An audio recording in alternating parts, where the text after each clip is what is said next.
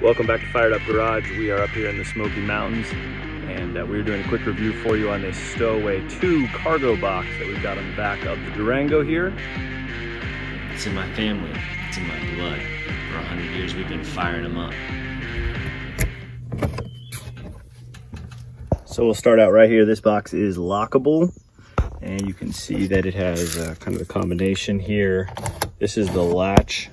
So the latch is this rod on both sides that actually latches into the top there.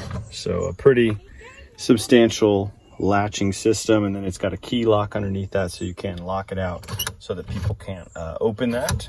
Then also, but they've actually bored drain holes here that go all the way through to the body and out the other side. So any water that gets caught in this trough here isn't going into the box. It's going to run out through these weep holes or drain holes down along the top there. So like I said, we've used this a bunch of times. I've never had any water in it, even while it's on the car in a bad storm, all those kind of things. So it's been working great for us. It does have a plug down here in the bottom of the box, so you can rinse the thing out. So if you haul a bunch of river stuff in it or go to the beach or whatever and you get it full of sand or just needs to be cleaned out, you can rinse the whole box out there. The first one, like I said, that I had was a fixed mount, which was okay, but I really didn't like that I couldn't get into the back door on the SUV on these trips. And so this time we opted for the swingaway mount. You can see the swingaway mount system here. It's pretty substantial. It goes underneath the box with this heavy, probably 2.5 inch steel bar underneath it here. And then you'll also see we have heat shields on this one. That's because we have dual exhaust on this Durango, and with rear exiting dual exhaust, they do recommend that you put on the heat shields to keep the heat from the exhaust from coming up and hitting the box. And then if you want to use the swingaway feature on it, it's really easy. They run the cables long enough so you actually don't even have to unplug it, any of the wiring from it, but you'll just loosen that up there. And over here on the other side, we've got a pin to pull. So we unscrewed this, and then we pulled the safety pin out on the other side. Then the actual latch is here. So you're gonna pull up on this lever here, and then the whole thing swings away. Swings away really easy. I'm doing that with a couple fingers. And then you'll be able to see we can actually open the rear hatch on the Durango here. This is, I think, about a $200 or maybe $150 upcharge, but it is well worth it. If you have a SUV or anything that you can use the back doors on, a van, anything like that, you're gonna want the swing away feature. Another feature of this box is that it actually has the lights right on the back of the box. That's because this is a really large box, and so it will cover up your tail lights. It also has a license plate light on it as well. Also, you will mount your license plate on the box itself, because your license plate on your vehicle will be covered at that point. And to latch it, you're just gonna pull it back this way. And all you do is just press it back into that latching system.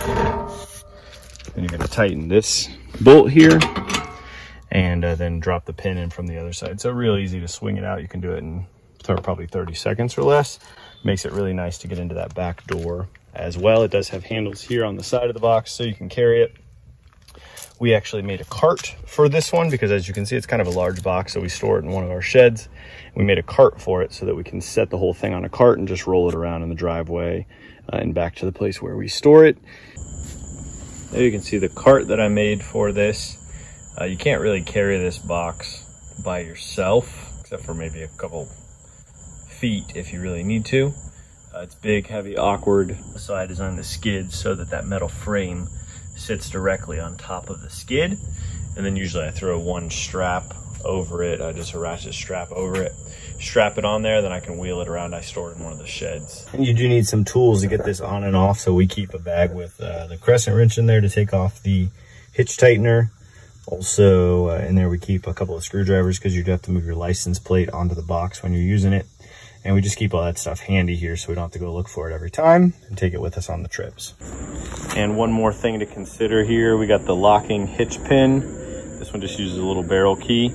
I think these are like 30 bucks or something like that, but a worthwhile investment, because without this, then someone can just pull that clip off of there, pull the hitch pin, and they can take your box away. And with these boxes being 750 or 900 bucks, you don't want that to happen. So this is a pretty good investment here for 30 or 40 bucks. Now you may be wondering, how does it affect the towing?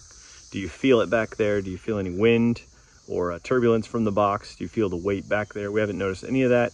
It's just like you're driving with nothing on the back. It drives great, pulls great, no noise, it's quiet, no shake, no rattle, no roll, none of that stuff. So what's our final conclusion on this one? We love it.